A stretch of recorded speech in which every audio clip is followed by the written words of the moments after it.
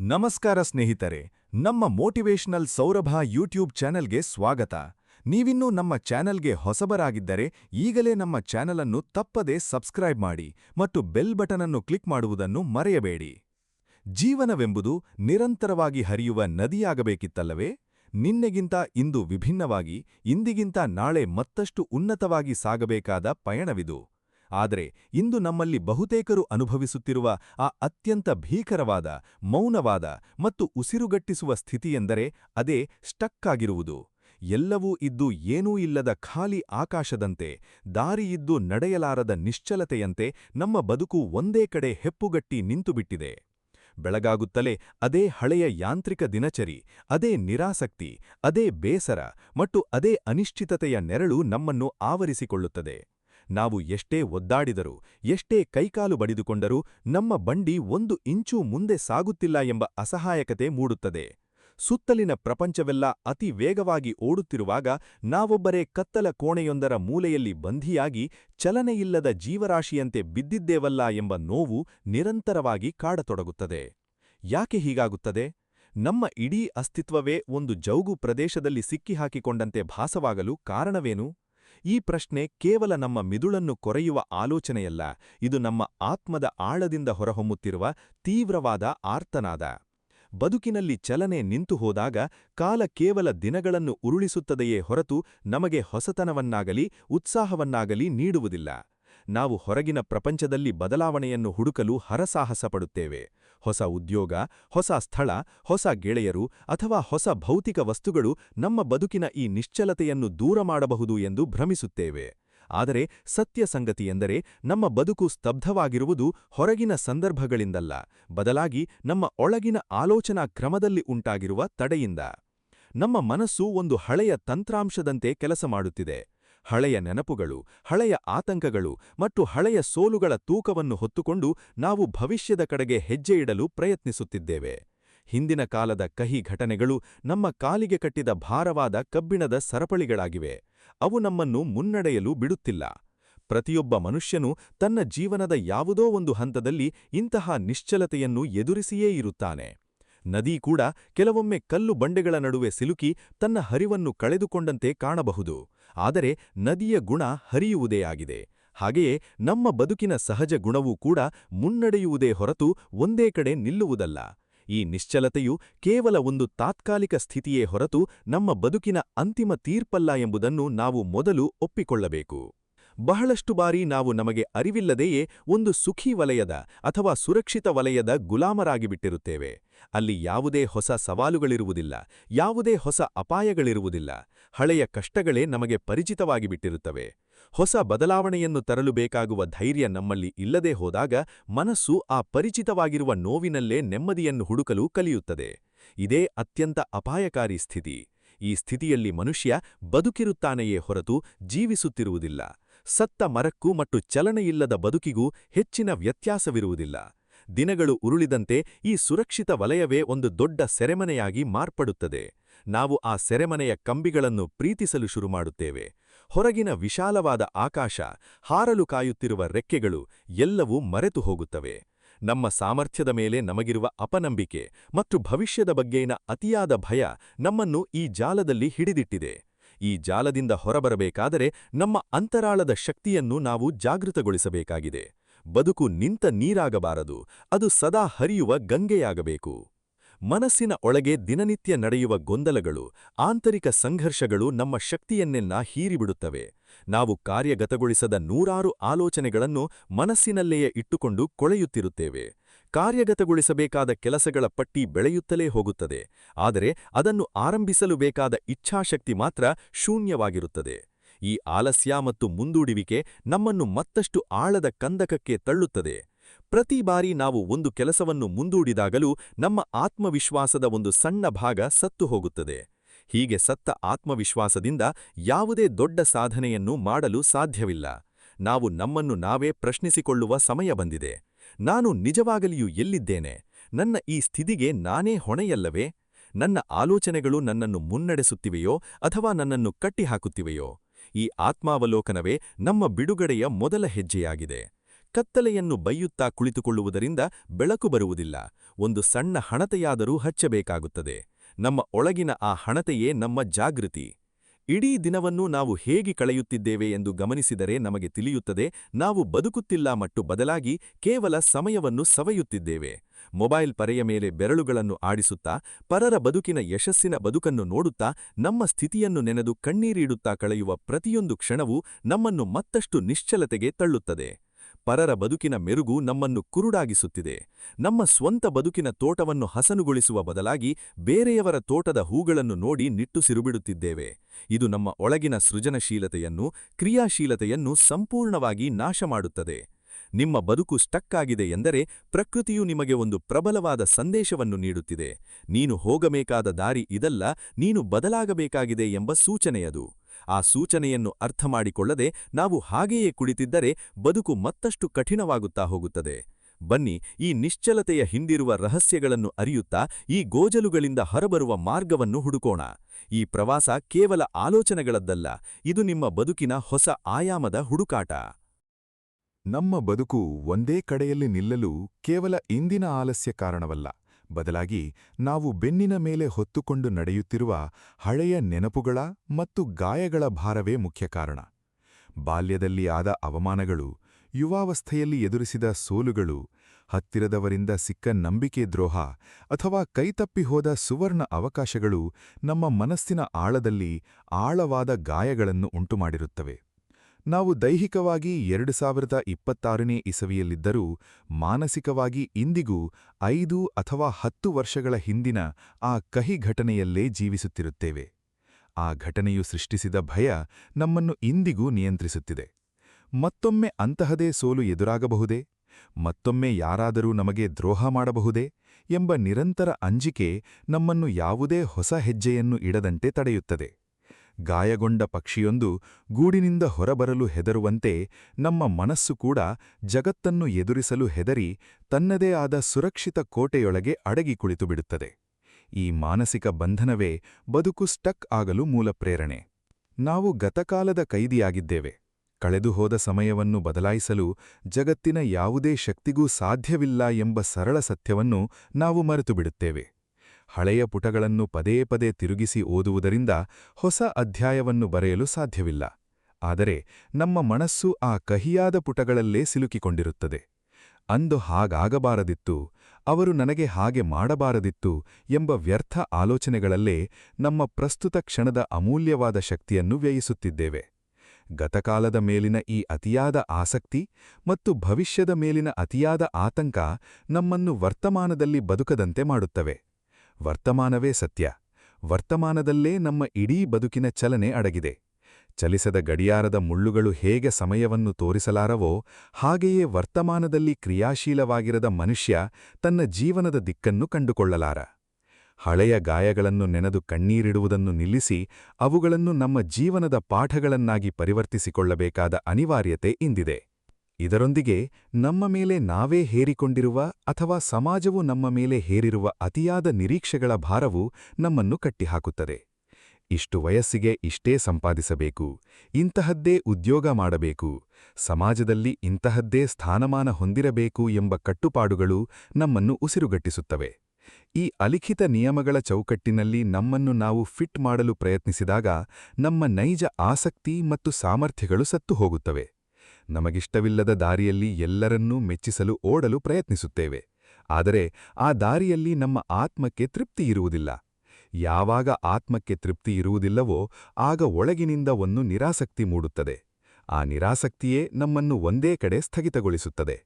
ನಾವು ಇತರರ ದೃಷ್ಟಿಯಲ್ಲಿ ಯಶಸ್ವಿಯಾಗಲು ಬಯಸುತ್ತೇವೆಯೇ ಹೊರತು ನಮ್ಮ ಸ್ವಂತ ದೃಷ್ಟಿಯಲ್ಲಿ ಧನ್ಯತೆಯನ್ನು ಅನುಭವಿಸಲು ಪ್ರಯತ್ನಿಸುತ್ತಿಲ್ಲ. ಈ ಪರರ ನಿರೀಕ್ಷೆಗಳ ಚಾಕರಿಯನ್ನು ಮಾಡುತ್ತಾ ಹೋದರೆ ಬದುಕು ಎಂದಿಗೂ ತನ್ನ ನೈಜ ಹರಿವನ್ನು ಕಂಡುಕೊಳ್ಳಲು ಸಾಧ್ಯವೇ ಇಲ್ಲ. ಸೋಲಿನ ಭಯಕ್ಕಿಂತಲೂ ಹೆಚ್ಚಾಗಿ ಜನರು ಏನೆಂದುಕೊಂಡಾರು ಎಂಬ ಭಯವೇ ನಮ್ಮನ್ನು ಹೆಚ್ಚು ಕಾಡುತ್ತದೆ. ಈ ಸಮಾಜ, ಈ ನೆರೆಹೊರೆಯವರು, ಈ ಬಂಧುಗಳು ನನ್ನ ಅಪಜಯವನ್ನು ನೋಡಿ ನಗುಬಹುದೇ ಎಂಬ ಆತಂಕ ನಮ್ಮ ಪ್ರತಿಯೊಂದು ನಿರ್ಧಾರವನ್ನೂ ಪಾರ್ಶ್ವವಾಯು ಪೀಡಿತವನ್ನಾಗಿ ಮಾಡುತ್ತದೆ. ನೆನಪಿಡಿ, ನೀವು ಯಶಸ್ವಿಯಾದಾಗ ನಿಮ್ಮನ್ನು ಕೊಂಡಾಡುವ ಇದೇ ಜಗತ್ತು ನೀವು ಬಿದ್ದಾಗ ಎತ್ತಲು ಬರುವುದಿಲ್ಲ. ಜನರ ಅಭಿಪ್ರಾಯಗಳು ದಿನಕ್ಕೊಂದು ಬಣ್ಣ ಬದಲಾಯಿಸುವ ಓತಿಯಂತೆ. ಅಂತಹ ಅಸ್ಥಿರವಾದ ಅಭಿಪ್ರಾಯಗಳಿಗಾಗಿ ನಿಮ್ಮ ಸ್ಥಿರವಾದ ಬದುಕನ್ನು, ನಿಮ್ಮ ಅದ್ಭುತವಾದ ಭವಿಷ್ಯವನ್ನು ಬಲಿಗೊಡುವುದು ಎಷ್ಟು ಮಟ್ಟಿಗೆ ಸರಿ?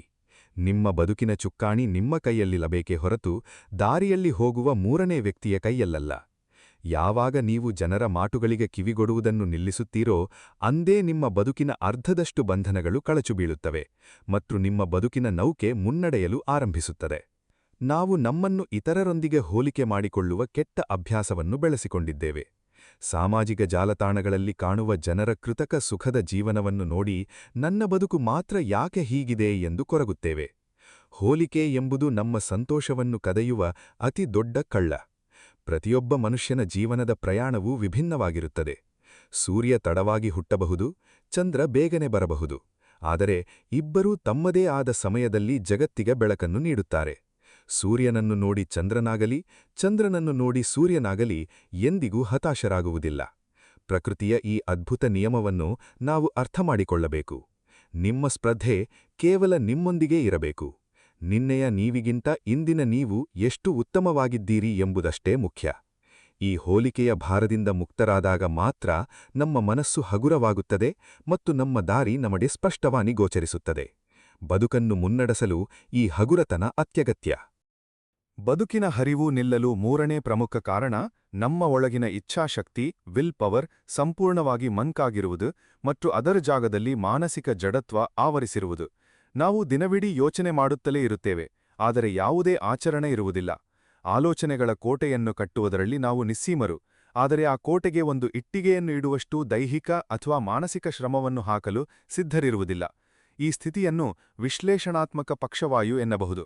ಅಂದರೆ ಒಂದು ಸಣ್ಣ ಕೆಲಸದ ಬಗ್ಗೆಯೂ ಅತಿಯಾಗಿ ವಿಶ್ಲೇಷಣೆ ಮಾಡಿ ಅದರ ಸಾಧಕ ಬಾಧಕಗಳನ್ನು ಯೋಚಿಸಿ ಕೊನೆಗೆ ಯಾವುದೇ ನಿರ್ಧಾರವನ್ನು ತೆಗೆದುಕೊಳ್ಳಲಾಗದೆ ಅಸಹಾಯಕರಾಗಿ ಕುಳಿತುಬಿಡುವುದು.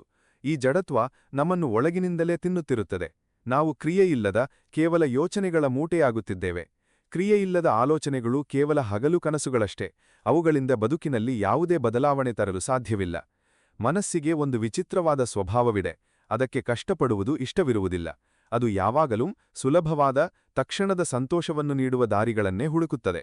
ಮೊಬೈಲ್ನಲ್ಲಿ ರೀಲ್ಸ್ ನೋಡುವುದು, ವಿಡಿಯೋ ಗೇಮ್ಸ್ ಆಡುವುದು ಅಥವಾ ಗಂಟಗಟ್ಟಲೆ ಹರಟೆ ಹುಡಿಯುವುದು ಮನಸ್ಸಿಗೆ ತಕ್ಷಣದ ಆನಂದವನ್ನು ನೀಡುತ್ತದೆ. ಆದರೆ ಲಾಂಗ್ ಟರ್ಮ್ನಲ್ಲಿ ಅಥವಾ ದೀರ್ಘಾವಧಿಯಲ್ಲಿ ನಮ್ಮ ಬದುಕನ್ನು ಉನ್ನತ ಸ್ಥಾನಕ್ಕೆ ಕೊಂಡೊಯ್ಯುವ ಓದುವುದು, ಕೌಶಲ್ಯಗಳನ್ನು ಕಲಿಯುವುದು, ವ್ಯಾಯಾಮ ಮಾಡುವುದು ಇವೆಲ್ಲವೂ ಆರಂಭದಲ್ಲಿ ಕಷ್ಟವಾಗಿ ಭಾಸವಾಗುತ್ತವೆ. ಈ ಕಷ್ಟವನ್ನು ತಪ್ಪಿಸಿಕೊಳ್ಳಲು ಮನಸ್ಸು ನಮಗೆ ನೂರಾರು ಸುಳ್ಳು ನೆಪಗಳನ್ನು ಸೃಷ್ಟಿಸಿಕೊಡುತ್ತದೆ. ಇಂದು ಬೇಡ, ನಾಳೆಯಿಂದ ಮಾಡೋಣ, ಈಗ ಮೂಡಿಲ್ಲ, ಆಮೇಲೆ ನೋಡೋಣ ಎಂಬ ಈ ನಾಳೆ ಎಂಬ ಮಾಯಾವಿ ಎಂದಿಗೂ ಬರುವುದಿಲ್ಲ. ಈ ನಾಳೆಯ ಬೆನ್ನು ಹತ್ತಿದವರೆಲ್ಲರೂ ಇಂದು ನಿಂತ ಜಾಗದಲ್ಲೇ ಮಣ್ಣಾಗುತ್ತಿದ್ದಾರೆ. ಈ ಮಾನಸಿಕ ಸೋಮಾರಿತನವೇ ನಮ್ಮ ಬದುಕನ್ನು ಒಂದೇ ಕಡೆ ಹೆಪ್ಪುಗಟ್ಟುವಂತೆ ಮಾಡುತ್ತದೆ. ನಮ್ಮ ಇಚ್ಛಾಶಕ್ತಿ ಮಂಕಾಗಲು ನಮ್ಮ ಶಿಸ್ತಿನ ಕೊರತೆಯೂ ಕಾರಣ. ಶಿಸ್ತು ಎನ್ನುವುದು ನಮ್ಮ ಇಷ್ಟಾನಿಷ್ಟಗಳ ಆಚೆಗೂ ಮಾಡಬೇಕಾದ ಕೆಲಸವನ್ನು ಸರಿಯಾದ ಸಮಯಕ್ಕೆ ಮಾಡುವುದಾಗಿದೆ. ಮೂಡಿದ್ದಾಗ ಮಾತ್ರ ಕೆಲಸ ಮಾಡುತ್ತೇನೆ ಎನ್ನುವವನು ಎಂದಿಗೂ ವೃತ್ತಿಪರನಾಗಲು ಸಾಧ್ಯವಿಲ್ಲ. ಯಶಸ್ವಿ ವ್ಯಕ್ತಿಗಳಿಗೂ ಮತ್ತು ಸಾಮಾನ್ಯ ವ್ಯಕ್ತಿಗಳಿಗೂ ಇರುವ ವ್ಯತ್ಯಾಸವೆಂದರೆ ಈ ಶಿಸ್ತು ಮಾತ್ರ. ನಿಮ್ಮ ಬದುಕು ಸ್ಟಕ್ ಆಗಿದೆ ಎಂದರೆ ನಿಮ್ಮ ದಿನಚರಿಯಲ್ಲಿ ಯಾವುದೇ ಶಿಸ್ತು ಇಲ್ಲ ಎಂದರ್ಥ. ಬೆಳಗ್ಗೆ ಎದ್ದಾಗಿನಿಂದ ರಾತ್ರಿ ಮಲಗುವವರೆಗೂ ನಿಮ್ಮ ಸಮಯ ಎಲ್ಲಿ ಹೋಗುತ್ತಿದೆ ಎಂಬ ಅರಿವೇ ನಿಮಗಿರುವುದಿಲ್ಲ. ಸಮಯದ ಬೆಲೆ ತಿಳಿಯದವನಿದೆ ಬದುಕು ತನ್ನ ಬೆಲೆಯನ್ನು ತೋರಿಸುವುದಿಲ್ಲ. ಕಳೆದುಹೋದ ಹಣವನ್ನು ಮರಳಿ ಗಳಿಸಬಹುದು, ಆದರೆ ಕಳೆದುಹೋದ 1 ಸೆಕೆಂಡ್ ಸಮಯವನ್ನು ಜಗತ್ತಿನ ಎಲ್ಲಾ ಆಸ್ತಿ ಕೊಟ್ಟರೂ ಮರಳಿ ಪಡೆಯಲು ಸಾಧ್ಯವಿಲ್ಲ. ಈ ಸತ್ಯವನ್ನು ನಾವು ಅರಿಯದ ಹೊರತು ಜಡತ್ವದಿಂದ ಮುಕ್ತಿ ಪಡೆಯಲು ಸಾಧ್ಯವಿಲ್ಲ. ಜಡತ್ವವು ನಮ್ಮನ್ನು ಆವರಿಸಿಕೊಂಡಾಗ ನಮ್ಮ ಒಳಗಿನ ಸೃಜನಶೀಲತೆ ಸಂಪೂರ್ಣವಾಗಿ ನಾಶವಾಗುತ್ತದೆ. ನಾವು ಕೇವಲ ಮಾಹಿತಿಯ ಗ್ರಾಹಕರಾಗುತ್ತಿದ್ದೇವೆ ಹೊರತು ಉತ್ಪಾದಕರಾಗುತ್ತಿಲ್ಲ. ಇಡೀ ದಿನ ಇತರರು ಸೃಷ್ಟಿಸಿದ ಕಂಟೆಂಟನ್ನು ಕಬಳಿಸುತ್ತಾ ನಮ್ಮ ಮಿದುಳನ್ನು ಕಸದ ತೊಟ್ಟಿಯನ್ನಾಗಿ ಮಾಡುತ್ತಿದ್ದೇವೆ. ಅತಿಯಾದ ಮಾಹಿತಿಯ ಓವರ್ಲೋಡ್ ನಮ್ಮನ್ನು ಯಾವುದೇ ನಿರ್ಧಾರ ತೆಗೆದುಕೊಳ್ಳದಂತೆ ಗೊಂದಲಕ್ಕೆ ತಳ್ಳುತ್ತದೆ. ಯಾರು ಏನು ಹೇಳಿದರೂ ಅದನ್ನು ನಂಬುವ, ತನ್ನದೇ ಆದ ಸ್ವಂತ ಆಲೋಚನಾ ಶಕ್ತಿಯನ್ನು ಕಳೆದುಕೊಂಡ ಸ್ಥಿತಿ ನಮ್ಮದಾಗುತ್ತದೆ. ಈ ಗೊಂದಲದ ವಾತಾವರಣದಲ್ಲಿ ಸ್ಪಷ್ಟತೆ ಇರುವುದಿಲ್ಲ. ಸ್ಪಷ್ಟತೆಯಿಲ್ಲದ ಜಾಗದಲ್ಲಿ ಚಲನೆ ಇರಲು ಹೇಗೆ ಸಾಧ್ಯ? ದಟ್ಟವಾದ ಮಂಜು ಕವಿದಾಗ ವಾಹನವನ್ನು ಮುಂದೆ ಚಲಿಸಲು ಸಾಧ್ಯವಾಗದಂತೆ ಮನಸ್ಸಿನಲ್ಲಿ ಗೊಂದಲವಿದ್ದಾಗ ಜೀವನವನ್ನು ಮುಂದೆ ಕೊಂಡೊಯ್ಯಲು ಸಾಧ್ಯವಿಲ್ಲ. ಈ ಮಂಜನ್ನು ಸರಿಸಲು ಆಂತರಿಕ ಸ್ಪಷ್ಟತೆಯ ತೀಕ್ಷ್ಣವಾದ ಸೂರ್ಯನ ಬೆಳಕು ಬೇಕಾಗಿದೆ. ನಾವು ನಮ್ಮ ಶಕ್ತಿಯನ್ನು ಚದರಿಸುತ್ತಿದ್ದೇವೆ. ಒಂದೇ ಸಮಯದಲ್ಲಿ 10 ಬೇರೆ ಬೇರೆ ಕೆಲಸಗಳ ಕೈಹಾಕಿ ಯಾವುದನ್ನು ಪೂರ್ಣಗೊಳಿಸದೆ ಅರ್ಧದಲ್ಲೇ ಬಿಟ್ಟುಬಿಡುತ್ತೇವೆ. ಇದು ನಮ್ಮ ಶಕ್ತಿಯನ್ನು ವ್ಯರ್ಥ ಮಾಡುವುದಲ್ಲದೆ ನಮ್ಮಲ್ಲಿ ತೀವ್ರವಾದ ನಿರಾಸಕ್ತಿಯನ್ನು ಮುದ್ದಿಸುತ್ತದೆ. ಒಂದು ಜಾಗದಲ್ಲಿ 100 ಅಡಿ ಆಳ ತೋಡಿದರೆ ನೀರು ಸಿಗುತ್ತದೆ ಹೊರತು 100 ಜಾಗದಲ್ಲಿ 1 ಅಡಿ ತೋಡಿದರಲ್ಲ. ಏಕಾಗ್ರತೆಯ ಕೊರತೆ ನಮ್ಮನ್ನು ನಿಶ್ಚಲತೆಗೆ ತಳ್ಳುವ ಮತ್ತೊಂದು ಪ್ರಮುಖ ಅಂಶ. ನಮ್ಮ ಗಮನವನ್ನು ಒಂದೇ ಗುರಿಯ ಕಡೆಗೆ ಕೇಂದ್ರೀಕರಿಸಲು ನಾವು ಕಲಿಯಬೇಕಾಗಿದೆ. ಬಾಣಸಿಗನು ಬಾಣವನ್ನು ಬಿಡುವಾಗ ಕೇವಲ ಹಕ್ಕಿಯ ಕಣ್ಣನ್ನು ಮಾತ್ರ ನೋಡುವಂತೆ ನಮ್ಮ ದೃಷ್ಟಿ ಕೇವಲ ನಮ್ಮ ಮುಖ್ಯ ಗುರಿಯ ಮೇಲಿರಬೇಕು. ಸುತ್ತಲಿನ ಎಲ್ಲಾ ಗದ್ದಲಗಳನ್ನು ಬದಿಗತ್ತಡಿ ನಮ್ಮ ಆಂತರಿಕ ಶಕ್ತಿಯನ್ನು ಒಂದೆಡೆ ಕ್ರೋಢೀಕರಿಸಿದಾಗ ಮಾತ್ರ ಜಡತ್ವದ ಈ ಬಂಡೆಗಲ್ಲು ಕರಗಲು ಸಾಧ್ಯ. ಈ ನಿಶ್ಚಲತೆಯನ್ನು ಕೇವಲ ಲೌಕಿಕ ಅಥವಾ ಮಾನಸಿಕ ದೃಷ್ಟಿಕೋನದಿಂದ ಮಾತ್ರವಲ್ಲದೆ ಆಳವಾದ ಆಧ್ಯಾತ್ಮಿಕ ಹಿನ್ನೆಲೆಯಲ್ಲಿಯೂ ನಾವು ಅರ್ಥಮಾಡಿಕೊಳ್ಳಬೇಕಾಗಿದೆ. ಭಾರತೀಯ ತತ್ವಶಾಸ್ತ್ರದ ಪ್ರಕಾರ ನಮ್ಮ ಪ್ರಕೃತಿಯು 3 ಗುಣಗಳಿಂದ ಮಾಡಲ್ಪಟ್ಟಿದೆ: ಸತ್ವ, ರಜಸು ಮತ್ತು ತಮಸ್ಸು. ನಿಮ್ಮ ಜೀವನ ಸ್ಟಕ್ ಆಗಿದೆ ಎಂದರೆ ನಿಮ್ಮಲ್ಲಿ ತಮೋಗುಣ ಅತಿಯಾಗಿ ಹೆಚ್ಚಾಗಿದೆ ಎಂದರ್ಥ. ತಮಸ್ ಎಂದರೆ ಕತ್ತಲೆ, ಜಡತ್ವ, ಆಲಸ್ಯ ಮತ್ತು ಭ್ರಮೆ. ಈ ಗುಣವು ಆವರಿಸಿಕೊಂಡಾಗ ಮನುಷ್ಯನಿಗೆ ಯಾವುದು ಸರಿ ಯಾವುದು ತಪ್ಪು ತಿಳಿಯುವುದಿಲ್ಲ. ಎಲ್ಲವೂ ಶೂನ್ಯವಾಗಿ ಕತ್ತಲೆಯಾಗಿ ಕಾಣುತ್ತದೆ. ಬದುಕಿನಲ್ಲಿ ಯಾವುದೇ ಆಸೆ ಆಕಾಂಕ್ಷೆಗಳು ಉಳಿಯುವುದಿಲ್ಲ. ಈ ತಮೋಗುಣದ ಕದನವನ್ನು ಗೆಲ್ಲಬೇಕಾದರೆ ನಾವು ಮೊದಲು ರಜೋಗುಣವನ್ನು ಅಂದರೆ ಕ್ರಿಯಾಶೀಲತೆಯನ್ನು, ಉತ್ಸಾಹವನ್ನು ಮತ್ತು ಪ್ರಯತ್ನವನ್ನು ಜಾಗೃತಗೊಳಿಸಬೇಕು. ತದನಂತರವಷ್ಟೇ ನಾವು ಸತ್ವಗುಣದ ಶಾಂತಿ ಮತ್ತು ಸ್ಪಷ್ಟತೆಯನ್ನು ತಲುಪಲು ಸಾಧ್ಯ. ಆಧ್ಯಾತ್ಮಿಕತೆ ಎಂದರೆ ಕೇವಲ ಕಣ್ಣು ಮುಚ್ಚಿ ಕುಳಿತುಕೊಳ್ಳುವುದಲ್ಲ, ಅದು ನಮ್ಮೊಳಗಿನ ಜಡತ್ವವನ್ನು ಸುಟ್ಟುಹಾಕುವ ಪ್ರಖರವಾದ ಜ್ಞಾನಾಗ್ನಿ. ಭಗವದ್ಗೀತೆಯಲ್ಲಿ ಶ್ರೀಕೃಷ್ಣನು ಅರ್ಜುನನಿಗೆ ಹೇಳುತ್ತಾನೆ, ಕರ್ಮಣ್ಯೇವಾಧಿಕಾರಸ್ತೆ ಮಾ ಫಲೇಷು ಕದಾಚನ. ಅಂದರೆ ಕರ್ಮವನ್ನು ಮಾಡುವುದಷ್ಟೇ ನಿನ್ನ ಅಧಿಕಾರ, ಫಲದ ಮೇಲಲ್ಲ. ನಮ್ಮ ಬದುಕು ಸ್ಟಕ್ಕಾಗಲು ಮುಖ್ಯ ಕಾರಣ ನಾವು ಕರ್ಮವನ್ನು ಮಾಡುವುದಕ್ಕಿಂತ ಮುಂಚೆಯೇ ಅದರ ಫಲಿತಾಂಶದ ಬಗ್ಗೆ ಅತಿಯಾಗಿ ಯೋಚಿಸಿ ಹೆದರುತ್ತಿರುವುದು. ಸೋಲುವ ಭಯದಿಂದ ಕರ್ಮವನ್ನೇ ಮಾಡದೆ ಕುಳಿತುಕೊಳ್ಳುವುದು ಅತಿದೊಡ್ಡ ಪಾಪ. ನಿಷ್ಕಾಮ ಕರ್ಮ ಎಂದರೆ ಫಲಿತಾಂಶದ ಮೇಲಿನ ಅತಿಯಾದ ಮೋಹವನ್ನು ಬಿಟ್ಟು ಪ್ರಸ್ತುತ ಕ್ಷಣದಲ್ಲಿ ನಮ್ಮ ಸಂಪೂರ್ಣ ಸಾಮರ್ಥ್ಯವನ್ನು ಹಾಕಿ ಕೆಲಸ ಮಾಡುವುದು. ಯಾವಾಗ ನಾವು ಫಲಿತಾಂಶದ ಭಾರವನ್ನು ಆ ಭಗವಂತನಿಗೆ ಒಪ್ಪಿಸಿ ಕೇವಲ ನಮ್ಮ ಕರ್ತವ್ಯದ ಕಡೆ ಗಮನಹರಿಸುತ್ತೇವೆಯೋ ಆಗ ನಮ್ಮ ಮನಸ್ಸು ತಕ್ಷಣವೇ ಹಗುರವಾಗುತ್ತದೆ. ಆ ಹಗುರತೆಯೇ ನಮ್ಮನ್ನು ಜಡತ್ವದಿಂದ ಬಿಡುಗಡೆಗೊಳಿಸಿ ಮುಂದಿನ ಹೆಜ್ಜೆಯನ್ನು ಇಡಲು ಪ್ರೇರೇಪಿಸುತ್ತದೆ. ಶರಣಾಗತಿಯಲ್ಲಿ ಒಂದು ಅದ್ಭುತವಾದ ಶಕ್ತಿಯಿದೆ. ಅದು ನಮ್ಮ ಅಹಂಕಾರ ಮತ್ತು ಭಯವನ್ನು ಕರಗಿಸಿ ಬದುಕನ್ನು ಮುನ್ನಡೆಸುತ್ತದೆ. ನಾವು ನಮ್ಮನ್ನು ಕೇವಲ ಈ ದೇಹ ಮತ್ತು ಮನಸ್ಸು ಎಂದು ಸೀಮಿತವಾಗಿ ನಂಬಿರುವುದರಿಂದಲೇ ಇಷ್ಟೊಂದು ಕಷ್ಟಗಳನ್ನು ಅನುಭವಿಸುತ್ತಿದ್ದೇವೆ. ನಾವೆಲ್ಲರೂ ಆ ಪರಮಾತ್ಮನ ಅಂಶವಾಗಿರುವ ಅವಿನಾಶಿ ಆತ್ಮಗಳು. ಆತ್ಮಕ್ಕೆ ಯಾವುದೇ ಸಾವಿಲ್ಲ, ಯಾವುದೇ ಸೋಲಿಲ್ಲ, ಯಾವುದೇ ನಿಶ್ಚಲತೆಯಿಲ್ಲ. ಅದು ಸದಾ ಮುಕ್ತ, ಸದಾ ಚೈತನ್ಯಮಯ. ಆಗರ ನಾವು ಈ ಲೌಕಿಕ ಪ್ರಪಂಚದ ಸಣ್ಣಪುಟ್ಟ ಏರುಪೇರುಗಳನ್ನು ನೋಡಿ ನನ್ನ ಬದುಕು ಮುಗಿದು ಹೋಯಿತು ಎಂದು ಹತಾಶರಾಗುತ್ತೇವೆ. ಈ ಬದುಕು ಒಂದು ಸಣ್ಣ ನಾಟಕವಿದ್ದಂತೆ.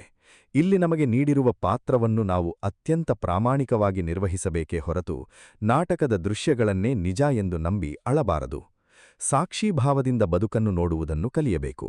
ಅಂದರೆ ನಮ್ಮ ಬದುಕಿನಲ್ಲಿ ಬರುವ ಸುಖ ದುಃಖಗಳನ್ನು, ಏಳು ಬೀಳುಗಳನ್ನು ಒಬ್ಬ ಮೂರನೇ ವ್ಯಕ್ತಿಯಂತೆ ಕೇವಲ ವೀಕ್ಷಿಸಬೇಕು. ಈ ಸಾಕ್ಷೀಭಾವ ಮೂಡಿದಾಗ ಯಾವುದೇ ಕಷ್ಟವೂ ನಮ್ಮನ್ನು ಕುಗ್ಗಿಸಲು ಸಾಧ್ಯವಿಲ್ಲ ಮತ್ತು ಬದುಕು ಎಂದಿಗೂ ಒಂದೇ ಕಡೆ ನಿಲ್ಲುವುದಿಲ್ಲ. ಬದಲಾವಣೆ ಎಂಬುದು ಈ ಸೃಷ್ಟಿಯ ಏಕೈಕ ಶಾಶ್ವತ ನಿಯಮ. ಪ್ರಕೃತಿಯಲ್ಲಿ ಯಾವುದೂ ಒಂದೇ ಜಾಗದಲ್ಲಿ ನಿಲ್ಲುವುದಿಲ್ಲ. ಹಗಲಿನ ನಂತರ ರಾತ್ರಿ ಬರುತ್ತದೆ, ರಾತ್ರಿಯ ನಂತರ ಮತ್ತೆ ಸೂರ್ಯ ಮೂಡುತ್ತಾನೆ. ಎಲೆ ಉದಿರುವ ಕಾಲ ಮುಗಿದ ಮೇಲೆ ಮರದಲ್ಲಿ ಮತ್ತೆ ಹೊಸ ಚಿಗುರು ಒಡೆಯುತ್ತದೆ. ಪ್ರಕೃತಿಯ ಇಷ್ಟೊಂದು ದೊಡ್ಡ ನಿಯಮ ನಮ್ಮ ಬದುಕಿಗೂ ಅನ್ವಯಿಸುತ್ತದೆ ಎಂಬ ಕನಿಷ್ಠ ಜ್ಞಾನ ನಮಗಿರಬೇಕು. ಇಂದು ನಿಮ್ಮ ಬದುಕಿನಲ್ಲಿ ಕತ್ತಲೆ ಕವಿದಿದ್ದರೆ ಬೆಳಕಿನ ಆಗಮನ ಹತ್ತಿರವಿದೆ ಎಂದರ್ಥ. ಈ ತಾಳ್ಮೆ ಮತ್ತು ನಂಬಿಕೆ ನಮ್ಮಲ್ಲಿರಬೇಕು. ದೇವರ ಸೃಷ್ಟಿಯಲ್ಲಿ ಯಾವುದೂ ವ್ಯರ್ಥವಲ್ಲ. ನಿಮ್ಮ ಬದುಕಿನ ಈ ನಿಶ್ಚಲತೆಯ ಸಮಯವೂ ಕೂಡ ವ್ಯರ್ಥವಲ್ಲ. ಇದು ನಿಮ್ಮ ಮುಂದಿನ ದೊಡ್ಡ ಜಿಗಿತಕ್ಕೆ ಬೇಕಾದ ಶಕ್ತಿಯನ್ನು ಕ್ರೋಢೀಕರಿಸುವ ಸಿದ್ಧತೆಯ ಸಮಯ. ಬಿಲ್ಲುಗಾರನು ಬಾಣವನ್ನು ಮುಂದೆ ಬಿಡುವ ಮುನ್ನ ಅದನ್ನು ಎಷ್ಟು ಹಿಂದೆ ಕೆಳೆಯುತ್ತಾನೋ ಹಾಗೆಯೇ ದೇವರು ನಿಮ್ಮನ್ನು ಸ್ವಲ್ಪ ಹಿಂದೆ ಕೆಳೆದಿದ್ದಾನೆ ಎಂದರೆ ನೀವು ಅತಿ ವೇಗವಾಗಿ ಮುಂದೆ ನುಗ್ಗಲಿದ್ದೀರಿ ಎಂದರ್ಥ. ಈ ಧನಾತ್ಮಕ ಆಧ್ಯಾತ್ಮಿಕ ದೃಷ್ಟಿಕೋನ ನಮ್ಮಲ್ಲಿದ್ದರೆ ಬದುಕು ಎಂದಿಗೂ ನಿರಾಸೆಯಾಗುವುದಿಲ್ಲ. ನಮ್ಮ ಒಳಗಿರುವ ಆ ದೈವಿಕ ಶಕ್ತಿಯನ್ನು ನಾವು ನಂಬುತ್ತಿಲ್ಲ. ನಮ್ಮ ಪ್ರಾರ್ಥನೆಗಳು ಕೇವಲ ಭೌತಿಕ ವಸ್ತುಗಳ ಬೇಡಿಕೆಯಾಗಿರುತ್ತವೆಯೇ ಹೊರತು ಆಂತರಿಕ ಶಕ್ತಿಯ ಜಾಗೃತಿಗಾಗಿ ಇರುವುದಿಲ್ಲ. ಪ್ರತಿದಿನವೂ ಕನಿಷ್ಠ ಕೆಲವು ನಿಮಿಷಗಳ ಕಾಲ ಮೌನವಾಗಿ ಕುಳಿತು ನಿಮ್ಮ ಉಸಿರಾಟವನ್ನು ಗಮನಿಸಿ ಒಳಗಿನ ದೈವಿಕ ಸ್ಪಂದನೆಯನ್ನು ಅನುಭವಿಸಲು ಪ್ರಯತ್ನಿಸಿ. ಧ್ಯಾನ ಎಂದರೆ ಬೇರೇನೂ ಅಲ್ಲ, ಅದು ನಿಮ್ಮನ್ನು ಕಟ್ಟಿಹಾಕಿರುವ ಮಾನಸಿಕ ಗೋಜಲುಗಳಿಂದ ಬಿಡುಗಡೆ ಪಡೆದು ನಿಮ್ಮ ಮೂಲ ಸ್ವರೂಪವಾದ ಶಾಂತಿಗೆ ಮರಳುವುದು. ಯಾವಾಗ ನಿಮ್ಮ ಒಳಗೆ ಆ ದೈವಿಕ ಶಾಂತಿ ನೆಲೆಸುತ್ತದೆಯೋ ಆಗ ಹೊರಗಿನ ಪ್ರಪಂಚದ ಯಾವುದೇ ಕೋಲಾಹಲವೂ ನಿಮ್ಮನ್ನು ತಡೆಯಲಾರದು. ನಿಮ್ಮ ಬದುಕಿನ ಚಕ್ರ ಮತ್ತೆ ಸುಲಭವಾಗಿ ಉರುಳಲು ಆರಂಭಿಸುತ್ತದೆ. ಒಳಗಿನ ಪ್ರಕಾಶವೇ ಹೊರಗಿನ ಕತ್ತಲೆಯನ್ನು ಓಡಿಸುವ ಅಸ್ತ್ರ. ಜಡತ್ವದ ಜಾಲವನ್ನು ಭೇದಿಸಿ ಬದುಕನ್ನು ಮತ್ತೆ ಚಲನಶೀಲವನ್ನಾಗಿ ಮಾಡಲು ನಾವು ಯಾವುದೇ ಪವಾಡಗಳಿಗಾಗಿ ಕಾಯುವ ಅಗತ್ಯವಿಲ್ಲ. ಪವಾಡಗಳು ಹೊರಗಿನಿಂದ ಬರುವುದಿಲ್ಲ, ಅವು ನಮ್ಮ ಸಣ್ಣ ಹೆಜ್ಜೆಗಳಿಂದ ಸೃಷ್ಟಿಯಾಗುತ್ತವೆ. ಯಾವುದೇ ದೊಡ್ಡ ಬೆಟ್ಟವನ್ನು ಕರಗಿಸಬೇಕಾದರೂ ಮೊದಲು ಒಂದು ಸಣ್ಣ ಕಲ್ಲನ್ನು ಸರಿಸಬೇಕಾಗುತ್ತದೆ. ಹಾಗೆಯೇ ನಿಮ್ಮ ಬದುಕು ಸ್ಟಕ್ ಆಗಿರುವಾಗ ನೀವು ಇಡೀ ಜೀವನವನ್ನು ಒಂದೇ ದಿನದಲ್ಲಿ ಬದಲಾಯಿಸಲು ಪ್ರಯತ್ನಿಸಬೇಡಿ. ಅದು ನಿಮ್ಮನ್ನು ಮತ್ತಷ್ಟು ಆತಂಕಕ್ಕೆ ತಳ್ಳುತ್ತದೆ. ಅದರ ಬದಲಾಗಿ ಇಂದಿನ ದಿನದಲ್ಲಿ ನಾನು ಮಾಡಬಹುದಾದ ಒಂದು ಅತ್ಯಂತ ಸಣ್ಣ ಧನಾತ್ಮಕ ಬದಲಾವಣೆ ಯಾವುದು ಎಂದು ಯೋಚಿಸಿ. ಅದು ಬೆಳಗ್ಗೆ ಅರ್ಧ ಗಂಟೆ ಬೇಗ ಏಳುವುದಾಗಿರಬಹುದು, ಕೇವಲ 10 ನಿಮಿಷ ಪುಸ್ತಕ ಓದುವುದಾಗಿರಬಹುದು, ಅಥವಾ ನಿಮ್ಮ ಕೋಣೆಯನ್ನು ಸ್ವಚ್ಛಗೊಳಿಸುವುದಾಗಿರಬಹುದು. ಈ ಅತ್ಯಂತ ಸಣ್ಣ ಬದಲಾವಣೆಗಳು ನಮ್ಮ ಮಿದುಳಿಗೆ ನಾನು ಚಲಿಸುತ್ತಿದ್ದೇನೆ ಎಂಬ ಪ್ರಬಲವಾದ ಸಂದೇಶವನ್ನು ರವಾನಿಸುತ್ತವೆ. ಈ ಸಣ್ಣ ಗೆಲುವುಗಳು ನಮ್ಮಲ್ಲಿ ಕಳೆದುಹೋಗಿದ್ದ ಆತ್ಮವಿಶ್ವಾಸವನ್ನು ಮತ್ತೆ ಚಿಗುರಿಸುತ್ತವೆ. ನಾವು ನಮ್ಮ ಗುರಿಗಳನ್ನು ಅತಿದೊಡ್ಡದಾಗಿ ಮತ್ತು ಅಸ್ಪಷ್ಟವಾಗಿ ಇಟ್ಟುಕೊಂಡಿರುತ್ತೇವೆ. ನಾನು ಶ್ರೀಮಂತನಾಗಬೇಕು, ನಾನು ಯಶಸ್ವಿಯಾಗಬೇಕು, ಇವೆಲ್ಲವೂ ಅಸ್ಪಷ್ಟ ಗುರಿಗಳು. ಇವುಗಳ ಬದಲಾಗಿ ನಿಮ್ಮ ಗುರಿಯನ್ನು ಸಣ್ಣ ಸಣ್ಣ ಭಾಗಗಳಾಗಿ ವಿಂಗಡಿಸಿ. ಇಂದು ನಾನು ಮಾಡಬೇಕಾದ 3 ಮುಖ್ಯ ಕೆಲಸಗಳು ಯಾವುದು ಎಂಬುದನ್ನು ಒಂದು ಕಾಗದದ ಮೇಲೆ ಬರೆಯಿರಿ. ಆ ಕೆಲಸಗಳನ್ನು ಮುಗಿಸಿದ ನಂತರ ಅವುಗಳ ಮುಂದೆ ರೈಟ್ ಮಾರ್ಕ್ ಹಾಕಿ. ಈ ಸಣ್ಣ ಪ್ರಕ್ರಿಯೆಯು ನಮ್ಮ ಮೆದುಳಿನಲ್ಲಿ ಡೋಪಮೈನ್ ಎಂಬ ರಾಸಾಯನಿಕವನ್ನು ಬಿಡುಗಡೆ ಮಾಡುತ್ತದೆ. ಇದು ನಮಗೆ ಮತ್ತಷ್ಟು ಕೆಲಸ ಮಾಡಲು ಪ್ರೇರಣೆ ನೀಡುತ್ತದೆ. ಯಶಸ್ಸು ಎಂಬುದು ಒಂದೇ ರಾತ್ರಿಯಲ್ಲಿ ಸಿಗುವ ವಸ್ತುವಲ್ಲ, ಅದು ದಿನನಿತ್ಯದ ಸಣ್ಣ ಸಣ್ಣ ಪ್ರಯತ್ನಗಳ ಮೊತ್ತ. ಹನಿಹನಿ ಸೇರಿದರೆ ಹಳ್ಳವೆಂಬಂತೆ ನಿಮ್ಮ ದಿನನಿತ್ಯದ ಈ ಸಣ್ಣ ಹೆಜ್ಜೆಗಳೇ ಕೆಲವು ತಿಂಗಳುಗಳ ನಂತರ ನಿಮ್ಮ ಬದುಕಿನಲ್ಲಿ ಒಂದು ದೊಡ್ಡ ಕ್ರಾಂತಿಯನ್ನೇ ಸೃಷ್ಟಿಸುತ್ತವೆ. ಚಲನೆಯೇ ಜೀವಂತಿಕೆಯ ಲಕ್ಷಣ. ಇದರೊಂದಿಗೆ ನಿಮ್ಮ ಪರಿಸರವನ್ನು ಬದಲಾಯಿಸಿ. ನೀವು ಇಡೀ ದಿನ ಕುಳಿತುಕೊಳ್ಳುವ ಜಾಗ, ನಿಮ್ಮ ಸುತ್ತಮುತ್ತಲಿನ ವಾತಾವರಣ ನಿಮ್ಮ ಮನಸ್ಸಿನ ಮೇಲೆ ಅತಿದೊಡ್ಡ ಪ್ರಭಾವ ಬೀರುತ್ತದೆ. ಕತ್ತಲೆಯಾದ, ಗೀಚು ಗೋಡೆಗಳಿರುವ, ಗಲೀಜು ಕೋಣೆಯಲ್ಲಿ ಕುಳಿತರೆ ನಕಾರಾತ್ಮಕ ಆಲೋಚನೆಗಳೇ ಬರುತ್ತವೆ. ನಿಮ್ಮ ಕಿಟಕಿಗಳನ್ನು ತೆರೆಯಿರಿ, ಸೂರ್ಯನ ಬೆಳಕು ಮತ್ತು ಶುದ್ಧ ಗಾಳಿ ಒಳಗಬರಲಿ. ಪ್ರಕೃತಿಯೊಂದಿಗೆ ಸ್ವಲ್ಪ ಸಮಯ ಕಳೆಯಿರಿ. ಬರಿಗಾಲಿನಲ್ಲಿ ಮಂಗಿನ ಮೇಲೆ ನಡೆಯಿರಿ, ಗಿಡಮರಗಳನ್ನು ವೀಕ್ಷಿಸಿ. ಪ್ರಕೃತಿಯು ಸದಾ ಚಲನಶೀಲವಾಗಿರುತ್ತದೆ ಮತ್ತು ಅದು ನಮಗೆ ಉಚಿತವಾಗಿ ಧನಾತ್ಮಕ ಶಕ್ತಿಯನ್ನು ನೀಡುತ್ತದೆ. ನಿಮ್ಮ ಸುತ್ತಮುತ್ತಲಿನ ನಕಾರಾತ್ಮಕ ವ್ಯಕ್ತಿಗಳಿಂದ ದೂರವಿರಿ. ಯಾರು ಸದಾ ದೂರುಗಳನ್ನು ಹೇಳುತ್ತಿರುತ್ತಾರೋ, ಯಾರಿಗೆ ಬದುಕಿನ ಮೇಲೆ ಭರವಸೆ ಇಲ್ಲವೋ ಅಂತಹವರ ಸಹವಾಸ ನಿಮ್ಮ ಒಳಗಿನ ಶಕ್ತಿಯನ್ನು ಮತ್ತಷ್ಟು ಕುಗ್ಗಿಸುತ್ತದೆ. ನಿಮ್ಮನ್ನು ಪ್ರೋತ್ಸಾಹಿಸುವ, ನಿಮಗೆ ಹೊಸ ವಿಚಾರಗಳನ್ನು ಕಲಿಸುವ ಧನಾತ್ಮಕ ವ್ಯಕ್ತಿಗಳ ಸ್ನೇಹವನ್ನು ಬೆಳೆಸಿಕೊಳ್ಳಿ. ಸಂಘದ ಪ್ರಭಾವ ಬದುಕಿನ ದಿಕ್ಕನ್ನೇ ಬದಲಾಯಿಸಬಲ್ಲದು. ಕೃತಜ್ಞತಾ ಭಾವವನ್ನು ಬೆಳೆಸಿಕೊಳ್ಳುವುದು ನಿಶ್ಚಲತೆಯಿಂದ ಹೊರಬರಲು ಇರುವ ಅತ್ಯಂತ ಪ್ರಬಲವಾದ ದಾರಿ. ನಮ್ಮಲ್ಲಿ ಇಲ್ಲದಿರುವ ವಸ್ತುಗಳ ಬಗ್ಗೆ ಯೋಚಿಸಿ ಕೊರಗುವುದಕ್ಕಿಂತ ಭಗವಂತ ನಮಗೆ ನೀಡಿರುವ ನೂರಾರು ಅದ್ಭುತ ಕೊಡುಗೆಗಳಿಗಾಗಿ ಧನ್ಯವಾದಗಳನ್ನು ಅರ್ಪಿಸಬೇಕು. ನಮಗೆ ಉಸಿರಾಡಲು ಗಾಳಿಯಿದೆ, ಇರಲು ಆಶ್ರಯವಿದೆ, ನೋಡಲು ಕಣ್ಣುಗಳಿವೆ, ಉಣ್ಣಲು ಅನ್ನವಿದೆ.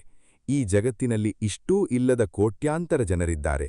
ನಿಮ್ಮ ಬದುಕಿನಲ್ಲಿರುವ ಒಳ್ಳೆಯ ವಿಷಯಗಳ ಕಡೆಗೆ ನಿಮ್ಮ ಗಮನವನ್ನು ಹರಿಸಿದಾಗ ನಿಮ್ಮ ಮನಸ್ಸಿನಲ್ಲಿದ್ದ ದೈನ್ಯತೆ ಮತ್ತು ಹತಾಶೆ ಮಾಯವಾಗಿ ಅದರ ಜಾಗದಲ್ಲಿ ಸಮೃದ್ಧಿಯ ಭಾವ ಮೂಡುತ್ತದೆ.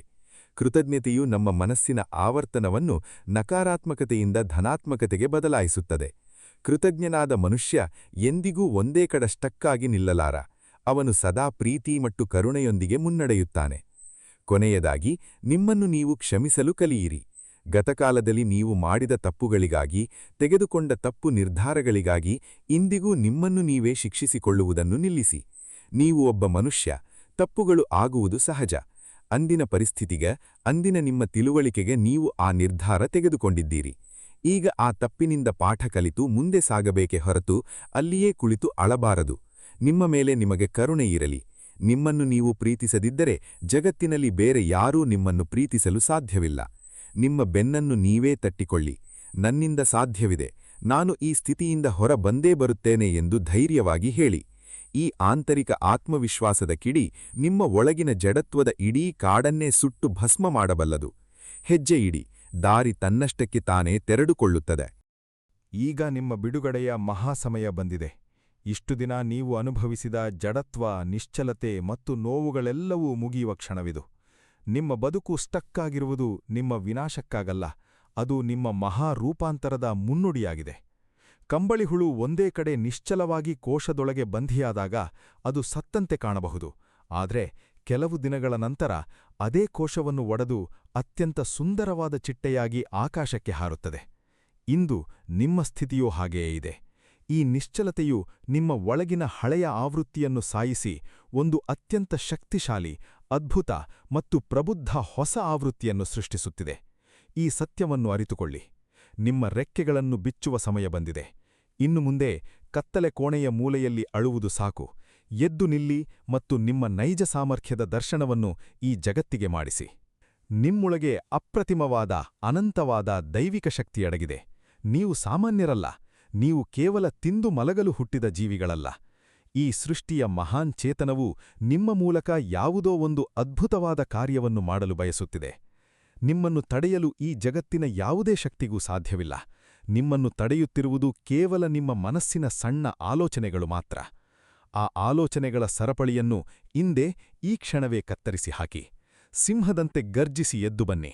ಸೋಲುಗಳಿದ್ದರೆ ಇರಲಿ, ಕಷ್ಟಗಳಿದ್ದರೆ ಬರಲಿ, ಅವೆಲ್ಲವೂ ನಿಮ್ಮನ್ನು ಕೆತ್ತಲು ಬಂದಿರುವ ಉಳಿಗಳಷ್ಟೇ. ಉಳಿಪೆಟ್ಟಿಗೆ ಹೆದರಿದರೆ ಕಲ್ಲು ಎಂದಿಗೂ ಸುಂದರವಾದ ಮೂರ್ತಿಯಾಗಲು ಸಾಧ್ಯವಿಲ್ಲ.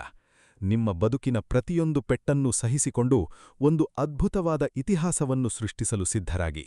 ನಿಮ್ಮ ಕಥೆ ಇನ್ನೂ ಮುಗಿದಿಲ್ಲ. ಇದು ಕೇವಲ ಹೊಸ ಅಧ್ಯಾಯದ ಆರಂಭವಷ್ಟೇ. ಇಂದಿನಿಂದಲೇ ನಿಮ್ಮ ಬದುಕಿನ ಸಂಪೂರ್ಣ ಜವಾಬ್ದಾರಿಯನ್ನು ನಿಮ್ಮ ಕೈಗೆ ತೆಗೆದುಕೊಳ್ಳಿ. ಪರಿಸ್ಥಿತಿಗಳನ್ನು, ಜನರನ್ನು ದೂಷಿಸುವುದನ್ನು ನಿಲ್ಲಿಸಿ. ನಿಮ್ಮ ಯಶಸ್ಸು ಮತ್ತು ನಿಮ್ಮ ಸೋಲಿಗೆ ನೀವೇ ಸಾರ್ವಭೌಮರು. ಸವಾಲುಗಳೆದುರಾದಾಗ ಬೆನ್ನು ತೋರಿಸಿ ಓಡಬೇಡಿ, ಅವುಗಳ ಕಣ್ಣಿಗೆ ಕಣ್ಣಿಟ್ಟು ಎದುರಿಸಿ.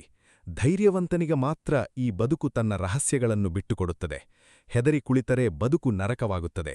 ಎದುರಿಸಿ ನಿಂತರೆ ಅದೇ ಬದುಕು ಸುವರ್ಣ ಅವಕಾಶವಾಗುತ್ತದೆ. ನಿಮ್ಮ ಹಣೆಬರಹವನ್ನು ಬರೆಯುವ ಲೇಖನಿ ನಿಮ್ಮ ಕೈಯಲ್ಲಿದೆ. ಅದನ್ನು ಬೇರೆಯವರ ಕೈಗೆ ಕೊಡಬೇಡಿ. ನಿಮ್ಮ ಕನಸುಗಳನ್ನು ನನಸು ಮಾಡಲು ಬೇಕಾದ ಎಲ್ಲಾ ಸಂಪನ್ಮೂಲಗಳು ಈಗಾಗಲೇ ನಿಮ್ಮೊಳಗೆ ಇವೆ. ಅವುಗಳನ್ನು ಜಾಗೃತಗೊಳಿಸಬೇಕಷ್ಟೇ. ವಿಶ್ವಾಸವಿರಲಿ, ವಿಜಯ ನಿಮ್ಮದೇ ಆಗುತ್ತದೆ. ಪ್ರತಿದಿನವೂ ಸೂರ್ಯನು ಉದಯಿಸುವಾಗ ಹೊಸ ಭರವಸೆಯನ್ನು ಹೊತ್ತು ತರುತ್ತಾನೆ. ಆ ಸೂರ್ಯನಿಗಿಲ್ಲದ ಆಲಸ್ಯ ನಮಗೇಕೆ? ಪ್ರಕೃತಿಯ ಚಲನೆಯೊಂದಿಗೆ ನಿಮ್ಮ ಹೆಜ್ಜೆಯನ್ನು ಜೋವಿಸಿ. ಓಡಲು ಸಾಧ್ಯವಾಗದಿದ್ದರೆ ನಡೆಯಿರಿ, ನಡೆಯಲು ಸಾಧ್ಯವಾಗದಿದ್ದರೆ ತೆವಳಿ, ಆದರೆ ಯಾವುದೇ ಕಾರಣಕ್ಕೂ ಒಂದೇ ಕಡೆ ನಿಲ್ಲಬೇಡಿ. ಚಲನೆಯೇ ಬದುಕಿನ ಪರಮಸತ್ಯ. ನೀವು ಮುನ್ನಡೆಯುವ ಪ್ರತಿಯೊಂದು ಹೆಜ್ಜೆಯೂ ನಿಮ್ಮನ್ನು ನಿಮ್ಮ ಗುರಿಯ ಹತ್ತಿರಕ್ಕೆ ಕೊಂಡೊಯ್ಯುತ್ತದೆ. ಇಡೀ ಜಗತ್ತೇ ನಿಮ್ಮ ವಿರುದ್ಧ ನಿಂತಲೂ ಚಿಂತೆಯಿಲ್ಲ. ನಿಮ್ಮ ಮೇಲಿನ ನಂಬಿಕೆಯನ್ನು ನೀವು ಕಳೆದುಕೊಳ್ಳಬೇಡಿ. ದೇವರು ಸದಾ ಪ್ರಾಮಾಣಿಕವಾಗಿ ಪ್ರಯತ್ನಿಸುವವರ ಜೊತೆಗಿರುತ್ತಾನೆ. ನಿಮ್ಮೊಳಗಿನ ಆ ದೈವಿಕ ಕಿಡಿಯನ್ನು ಜ್ವಾಲೆಯನ್ನಾಗಿ ಪರಿವರ್ತಿಸಿ, ಸುತ್ತಲಿನ ಕತ್ತಲೆಯನ್ನು ಸವರಿ ಯಶಸ್ಸಿನ ಶಿಖರವನ್ನೇರಿ. ಇದು ನಿಮ್ಮ ಕಾಲ. ಇದನ್ನು ಯಾರಿಗಾಗಿಯೂ ಬಿಟ್ಟುಕೊಡಬೇಡಿ. ಇದಿಷ್ಟು ಈ ಸಂಚಿಕೆಯ ವಿಷಯವಾಗಿದೆ. ಈ ಸಂಚಿಕೆಯ ಅನಿಸಿಕೆ, ಅಭಿಪ್ರಾಯಗಳನ್ನ ತಪ್ಪದೇ ನಮ್ಮೊಂದಿಗೆ ಹಂಚಿಕೊಳ್ಳಿ ಮತ್ತು ಲೈಕ್ ಮಾಡುವುದನ್ನು ಮರೆಯಬೇಡಿ. ಈ ಸಂಚಿಕೆ ನಿಮಗೆ ಇಷ್ಟವಾಗಿದ್ದಲ್ಲಿ ಹರೇ ಕೃಷ್ಣ ಎಂದು ಕಮೆಂಟ್ ಮಾಡಿ ಅಥವಾ ನಿಮ್ಮ ಇಷ್ಟದ ದೇವರ ಹೆಸರನ್ನು ಕಮೆಂಟ್ನಲ್ಲಿ ಬರೆಯಿರಿ. ಆ ಭಗವಂತನು ನಿಮ್ಮೆಲ್ಲರನ್ನೂ ಆಶೀರ್ವದಿಸಲಿ. ವಂದನೆಗಳು.